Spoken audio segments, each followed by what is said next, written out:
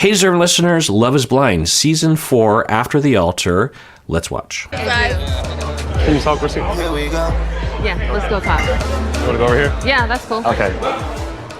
Long time no talk. How are you? Good. I just want to offer an apology to you. I feel like I pressured you into a relationship. Okay, so a lot has happened that I wasn't reacting to.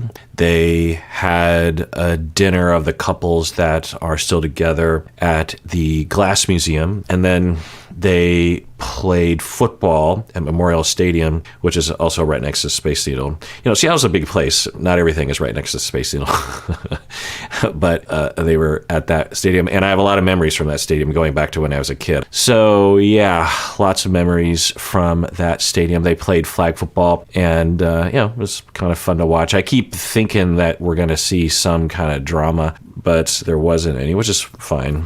Everyone seems to just want to get along, seemingly. But now they're in Ballard, a place called Cathedral. So they're there, and Marshall walks up to Jackie, says, hey, you want to talk? And then he says, I'm sorry for pressuring you to become engaged to me. What's going on there? Pressuring her. I wouldn't put it that way, but, he was there. I wasn't. So he was really trying to tell Jackie that, hey, you're the one for me. And Jackie was like, I don't know, that whole drama with the leaving and the crying and the Micah and Irina laughing and all that stuff. But Jackie was worried or between a rock and hard spot because she liked Josh as well. She didn't know what to do.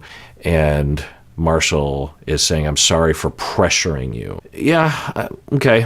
I don't think, from my perspective, watching the edit, I don't believe that he needs to apologize for that. I don't know if he is expressing like a lot of sorrow or if he's just saying something. But, that's a really nice thing to say. It's potentially humiliating himself. I don't think it's humiliating. That's the wrong word. It's not very prideful to say that, right? It'd be, if you were insecure about yourself, then you probably wouldn't say that. You would say something like, well, I never wanted to marry you anyway. I just proposed to you because I felt like I had to, ask someone or something. But he's saying, I'm sorry that I pressured you. That expresses that I really wanted to be with you and you were on the fence. And, I'm sorry for pressuring you. So I wonder what his agenda here, if it was just that, or if has a number of things to say, or he just wants to kind of open up with that, or let's see, what would I guess? I'm guessing that Marshall just wants to bury the hatchet. Oh, another thing that probably is on his agenda is that he met someone else. Remember during the tell-all thing, they were talking with Marshall, and Marshall was like, well, there was another woman in the pods that I connected with. Anyway, and her name's Keisha, I believe. And so after Jackie, Marshall eventually started dating Keisha, I believe her name. Anyway, I can't remember her name. Don't quote me on that. But so Marshall started dating this other woman from the pods that he connected with. Another thing where Micah and Irina and what's Micah's friend's name? Chelsea or something? They were at those picnic benches. That's right off of Pike Place. It's kind of a new seating area. If you look behind them, there's a fence with all these little, you can kind of see these little, I don't know what you call them, little pendants, or what do you call them? Coins that have things printed on them. There's a word for that. But Stacy actually, I think for Valentine's Day or one of our anniversaries or something, bought one of those coins. So it says Stirk Forever. So Stacy Kirk, Stirk. I don't know. I find that to be pretty cool that we have this little permanent thing at Pike Place Market that oversees the water there. Oh, another thing I want to comment on is Jackie and Josh had a dinner in the Ferris wheel thing. I can't remember what they call it, the Seattle wheel or something. And I didn't know you could have meals in that thing. But I am not a fan of that Ferris wheel. It's fine to have a Ferris wheel, but they're so big that they just dominate the skyline. I like the Ferris wheel. It's nice. It's lit up at night. They do different kind of colors and graphics and patterns and stuff. But it bums me out that our waterfront is just, all you see is that wheel. So, it's just, I don't know, just my old man thoughts. I just want to offer an apology to you. I feel like I pressured you into a relationship. I mean, especially when things weren't like working out for us. I didn't want to let go, and that kind of like made me be a little bit more like put more energy and oomph into it. That's interesting. I wonder if that is alluding to how they might have had conversations off camera about breaking up. You could imagine that, especially given where things ended up, and especially given how strong-willed Jackie is. You know, you could imagine Jackie just being like, "This is over. What are we doing?" Who knows? But it sounds, because he's saying, you know, that I held on longer than I should have, because the way that the show is designed and the way that they talk overtly, I think because the contract dictates that, and or they edit it that way, that they aren't supposed to commit to breaking up until the altar, right? Which is just absurd. And I was so glad when they just decided to split before the altar. I was just like, oh, thank goodness. I mean, especially for Zach and Bliss, you know, think about for them that they were allowed, so to speak, to do that. Anyway, so I wonder if that's what he's referring to, and if that's true, then he's saying I was fighting to keep the relationship going, to try to salvage what might not have been salvageable. Looking back now, we should have just ended it earlier. And after that point, I was, you know, getting too hostile or too mean, and I'm sorry for that. I'm cool with you. I don't have no beef with you. The breakup was obviously so messy, and I apologize for that. I should have been more open. I should have been more nurturing. I'm just not. I haven't. Well, this is good. I thought that both of them wouldn't do this, but because, you know, if you really just look at his apology, it wasn't. There's a more heartfelt version of that potentially, if he has it in his heart. You know, something like for Marshall, it'd be like, hey, he starts it off that way, but then he elaborates and says, for example, when I said that you were a project for me, that was just really awful that I said that. I cringe when I think about that I said that to you. Has nothing to do with you, has everything to do with my own issues. I'm sorry, you know, something like that, because that would point, you know, role play over. Sometimes I wonder if y'all know that I'm ending the role play in my head, because it would, one, I think, communicate that remorse more specifically, and also identify something like, ugh, that was rough that I did that, and I'm sorry. But, you know, he didn't do that, which is, you know, it's still better than most people would do in a situation like this. And the fact that Marshall initiated this, right? He went over to Jackie, says, let's go over here and talk. Now, sometimes I wonder if the producers are like, hey, go over there, but who knows? And then for Jackie, she starts off by saying, you know, I don't have beef with you. I thought that would be it. But then she seems to match him, maybe even go a little further and say that I should have been more nurturing. And wow, you know, that's really saying a lot, right? That's good. And this is what we get when we initiate. If he hadn't had taken that mature step of initiating this, then this might not have ever happened, right? We have to extend ourselves. We have to exhibit that we trust other people enough. When we give people that trust, then people often rise to the occasion, not because they feel pressured, but because they care. When we are vulnerable and we go to some, you know, think about, just as a thought exercise, think about someone in your life that you are annoyed by frequently, someone at work or an in-law or something.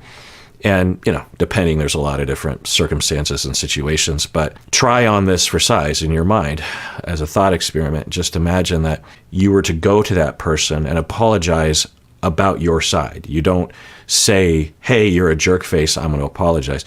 You're saying, look, and there's no pressure for them to apologize. You just say, hey, I just want to say that I'm sorry for my behavior in the past, and I don't know if you feel this way, but I might have hurt your feelings or made you angry, and that isn't what I'm trying to do. Well, maybe sometimes it's what I'm trying to do, but that's on me. That's my fault. I have issues with this, and this, and maybe sometimes I feel a little threatened by you, or I feel maybe that I'm envious of you or something. I don't know. It's my issue, and I have this issue, and I'm sorry. And when we do that, so role play over. Imagine that you, so pause the video, think about someone that you could do that with. You don't have to, whenever I do this to, whenever I suggest it to people, they're just like, but I don't want to. I'm not going to do that. I'm not saying do it. I'm saying just as a thought experiment. In fact, let's just forego any sort of plans to actually do it. Like, just forget that part of it. Just think in your head, just imagine it in your brain, and imagine what might happen. Now, of course, it's common if you are really particularly annoyed and have a lot of resentment towards someone to believe that they wouldn't actually reciprocate. But I find that they often do. I've been in this situation a number of times. I was in this situation a lot more often when I was at the university with colleagues, professors, I guess maybe students, but mainly other professors. You know, we annoy each other sometimes, and there's a lot of personality clashes, and there's a lot of need to collaborate, and a lot of misunderstanding, a lot of hurt feelings, a lot of anger, a lot of resentment. It's dramatic working at a university, especially when you're program director, like I was for a while, and you're everyone's boss, and you're in charge of everything. You're the boss of all the professors. You are in charge of everything that happens in the program. You're like the president, you're like the dictator or something, because there's people can vote on things, but you can just unilaterally make a decision, and so anything that happens, it's your fault, which is true. And so anyway, there's a lot of drama, and I would, at my best, that's what I would do. I would go to that person and just initiate. And a nice thing about working in a psychology department is that more than likely the other professors also have self-awareness and have been through a lot of therapy and have at least some cognitive knowledge about mature behavior and apologies and this sort of thing. Not a guarantee, though. I learned that the hard way very early in my career. I always thought, well, a therapist, they must be mature and nice and compassionate and balanced and socially just and just, just safe people to say anything to. No. There's a bell curve. You have people in the middle, you have people at one end, you have people at the other end. And I ran into some people at the low end, at the abusive end of that bell curve early, and was disabused of that assumption very quickly in a very horrible way. If you want to read about that, what I'm kind of referring to, one event in my mind, you can read it in my book on supervision. It's in my first chapter. I talk about a supervisor that I had that was a therapist who was just, in my evaluation, was abusive of me and nearly ended my career in psychology after just like 5 weeks of being an intern. And I was ready to throw in the towel. I just, the way he was treating me, the way he was talking to me. So you can read all about that. And it's a big motivation for me to even write the supervision book, because, by the way, the book is called Multi-Role Clinical Supervision. And it's on the shorter end. It's a pretty easy read, I think. And I sprinkle in a lot of personal stories, and I talk about the evidence and the research regarding the different roles that are required and necessary for supervising therapists. Because as a supervisor myself, I learned through experience that the education and the culture around supervision in our field is not good. And I had a wide variety of supervisors, just while I'm on this topic, just briefly. And research actually shows this. When you actually ask supervisees how they feel about their supervisors, there's 3 different categories. You have a really solid, good supervisor that is a mentor, that guides you, that knows what they're doing, that is a safe person to talk to. That's why I call it multi-role clinical supervision, because there are 19 roles that need to be fulfilled within 4 different categories. But there's a lot of different roles. You have to be a good attachment figure as a true supervisor, but you also have to oversee their practice, and you might have to discipline them, so to speak, if they are being unethical or something, or at least deal with it right head on. You can't just be constantly nice, but you should also be a safe person so that the supervisee can talk to you. So you have people in that true supervisor, mentor, just I've had almost 20 supervisors in my career, and I could only name 2 or 3 people that would be in that category out of 20. Then there's this middle section of supervisors it's a pretty big category, where I would probably put about 12 to 13 supervisors in that crowd, and they are, to varying degrees, just mediocre. They're not true supervisors. They're not mentors. They don't really teach me that much, but they're not abusive.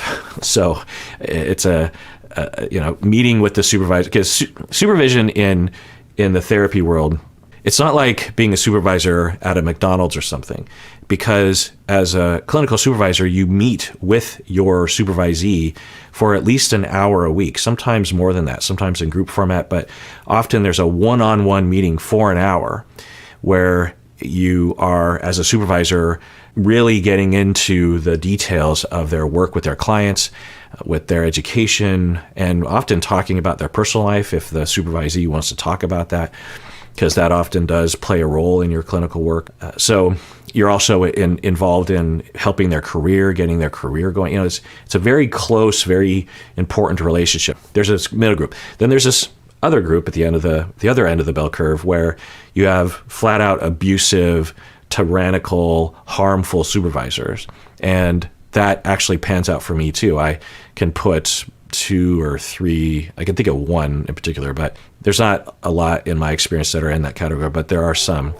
And the research suggests this as well, that when you actually ask supervisees about their experiences in supervision, it does work out that way, that there's a lot of people in the mediocre zone, and you have a few at the true mentor end, and you have a few that are on the abusive end. So anyway, why am I talking about that? Yeah, I was talking about, so the thought exercise. So, think about that.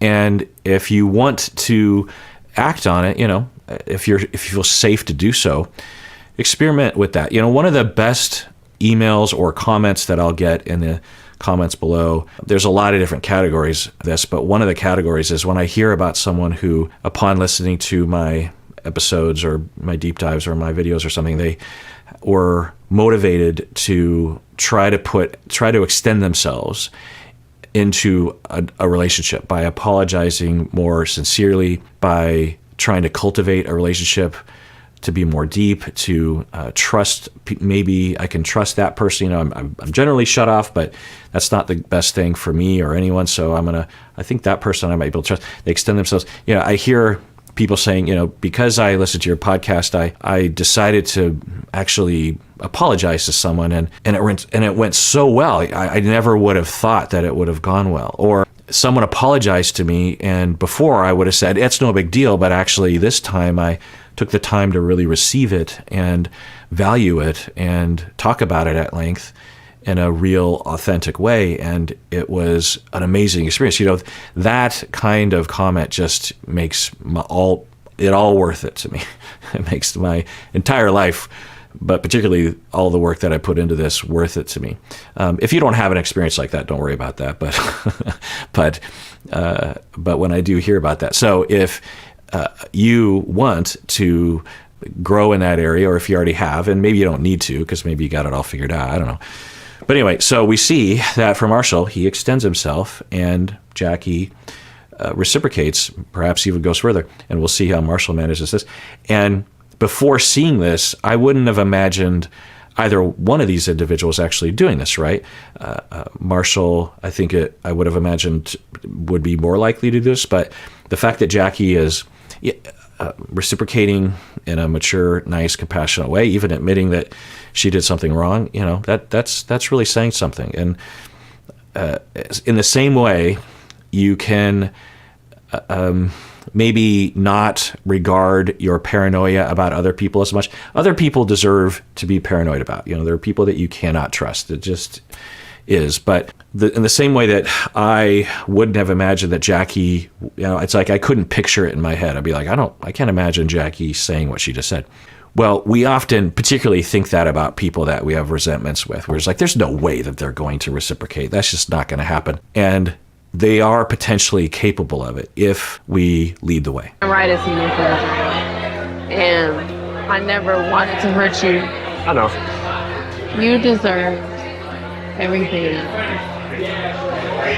And I did too. We both did. Yeah. I really did like you. Yeah, me too. I really did like you. I mean, maybe that wasn't true, but if it is true, that's very vulnerable to say. It almost makes me want to cry. Yeah. Breakups are hard. And when they go like this, it makes it less hard. When you can have this kind of conversation, in our culture, which makes sense, we have really a terrible culture regarding the protocol of breaking up. The people and their advice is usually horrible, and it reflects the ignorance that people have.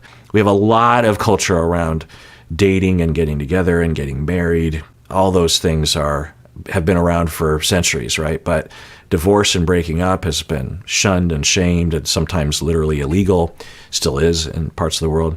And thus we're basically like children emerging, we're childish in that way. Our culture is childish in that way, and we don't know what to do. And so people will often say in a breakup, it's just a clean break and then you move on. And yeah, maybe, but more often than not, what I find is the healthiest way is if the couple that is breaking up, even if it's one person breaking up the other person, then having conversations periodically through time can really help both people recover, depending.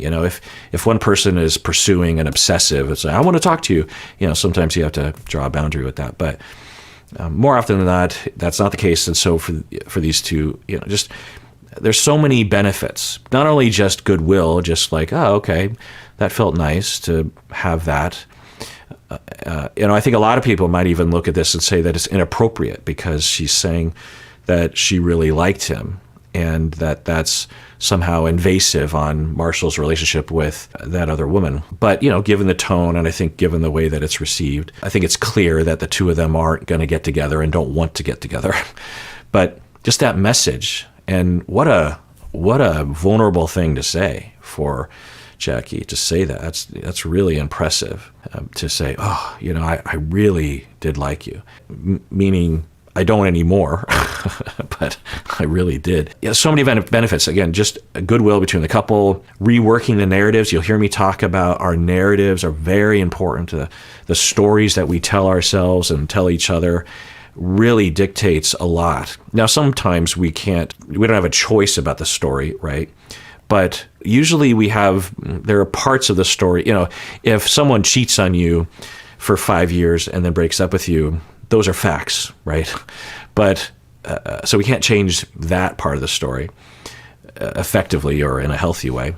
You could just go into denial about it. But there are so many other elements to the story. What does that mean? Why did they do that?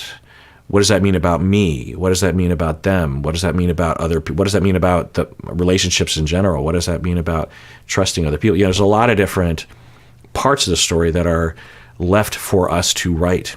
And the narrative, for them to have this conversation, moving forward, they are offered a narrative that is much more positive and more warm, not only about the other person, but about themselves. For the two of them to not do this or to yell at each other, not only the narrative about the other person would be negative, but you might have a negative narrative about yourself of just like, what an idiot I am, that sort of thing.